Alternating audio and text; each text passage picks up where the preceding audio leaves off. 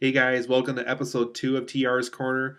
If you didn't see the first video of this new series that I'm going to do every once in a while, um, basically for these stories or these videos, I'm going to tell you a real life story that actually happened to me. And every once in a while, it might be something film or game related or just something I've been a part of, like, cross country or the Clarion or, something along that line.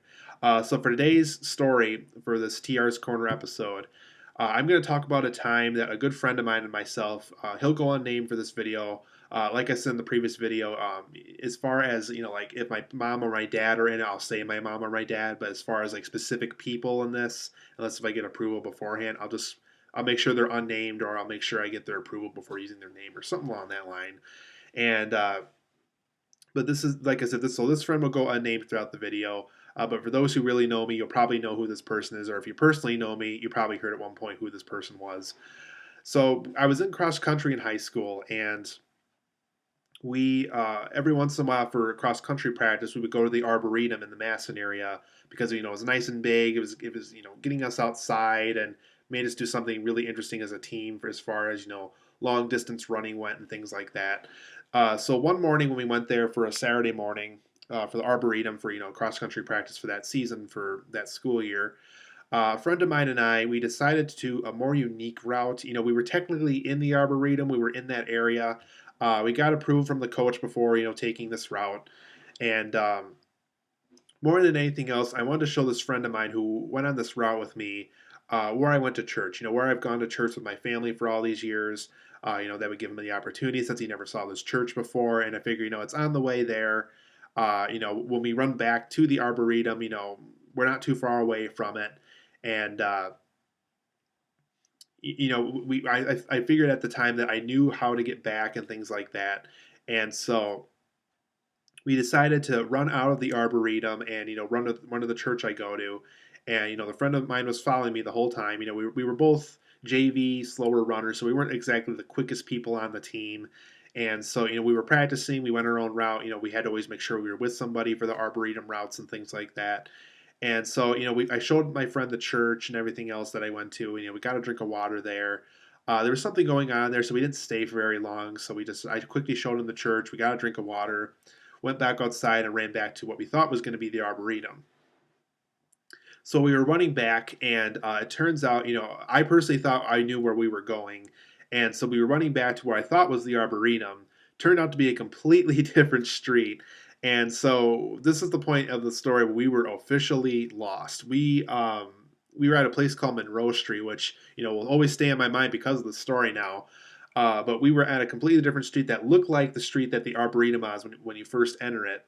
But we were on Monroe Street, and we actually had to grab a map, and I think there was like the back exit to the Arboretum or something that we found. But it turns out that it was a much further distance to get back to our team, to the cross country team, than we thought it was going to be, and things like that. And just the fact that we were on a completely different street and not to the actual entrance of the Arboretum alone was pretty bad. So we, had this map. We tried to figure out where to go. And so it turns out one of our assistant coaches of the one of the assistant coaches of our cross country team was able to find us. I guess it got to the point where we were gone for so long. Everybody was back, because we had to meet up by the bus again, where we had to, we were dropped off at the arbor, and we had to we had to meet up at that bus again, so that way we could all drive back to McFarland, to where I live, or where everybody else lived too at the time, and go back to McFarland to drop us off at the high school.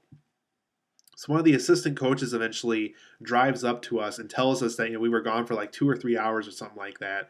And I guess originally they only wanted us to be gone no longer than 90 minutes, I think it was. So yeah, we went far beyond. We were really lost, and so we got a ride back, and the whole time, she was, I wouldn't say screaming at us, but you could definitely tell she was frustrated. And we were on the my friend and I were sitting in the back seat of her van, just completely humiliated. We felt really dumb that we took this route that we thought we knew where we were going, but it turns out we didn't. And so we went back, and my coach is like, what you did a second ago would get me fired if you guys were actually lost. And so that made us feel really, really bad. And So the whole time, people were always asking questions on the bus on our way back, how we got lost, where we were. And I think my coach even sat down next to me and, then sat down the next this other person too who got lost with me, just to tell me the importance of why it's important not to get lost when we're, away from the school like this for cross country practice and things like that. So, to this day, Monroe Street will always be the street I remember as the street I got lost on. I thought it was the way back to the Arboretum, and it technically was, but it's a much longer way back to the Arboretum than I thought it was. And yeah, my friend and I got lost, and um, thankfully our assistant coach found us at a reasonable time, or else we would have had a really long walk back to the Arboretum, and that would have been really crazy, and we would have gotten them to much, much bigger trouble if that played out like that. So that's the story for this episode, guys. Hope you liked it. Let me know down below if you like these, don't like these. Like I said, I don't really know how many TR's Corner episodes I'm going to be doing. So far, this is episode 2, and I don't know how many further episodes there'll be, but stay tuned. I have plenty of other videos outside of this series going on still. I think there's the RoboCop remake, and either before or after this video is going to be my great gifts for Valentine's Day. So plenty of videos coming up yet, and I will hopefully see you guys for one of those future videos or all of them.